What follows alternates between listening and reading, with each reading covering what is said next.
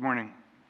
So the continuation or conclusion of the visitation from yesterday's gospel, Mary goes to visit her cousin Elizabeth, and then she proclaims this beautiful canticle of praise to the Lord. She says, "My soul," it's not a good translation, "my soul magnifies the Lord," right? It's known as the Magnificat. "My soul doth magnify the Lord," right? Magnifying glasses make things bigger, easier to see, easier to read. Mary's saying, my soul magnifies God. My soul makes it easier for us to see God. My soul makes it so that we can better know the will of God.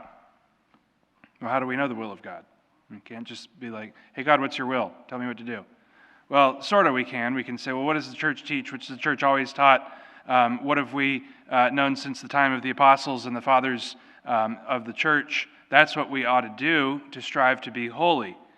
But we look to the example of the saints. We look to the example of the Blessed Mother, and she truly does model for us this perfection of how to live the Christian life.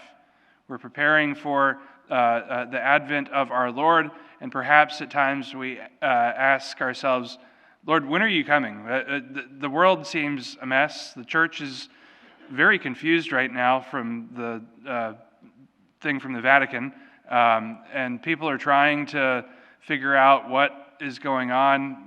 The entire continental Congress of Bishops in Africa has said, hey, let's just totally reject and ignore this document that came from the Vatican on blessings.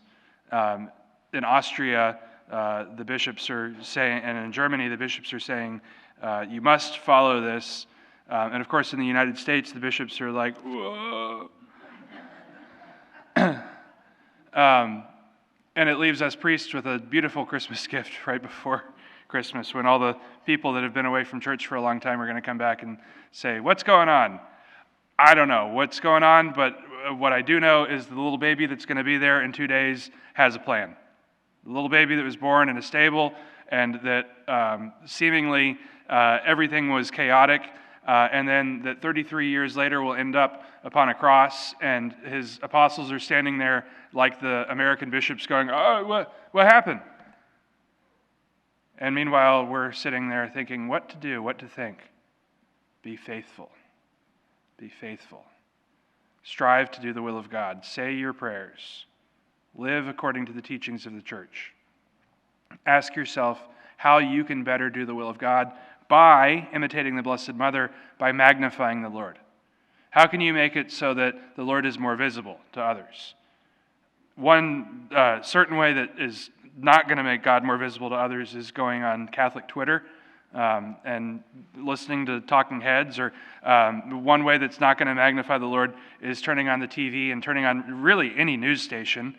But rather, the way that we magnify the Lord is by living our lives in a prayerful, patient preparation, preparing for the coming of the Lord, preparing by living in a life imitating the saints.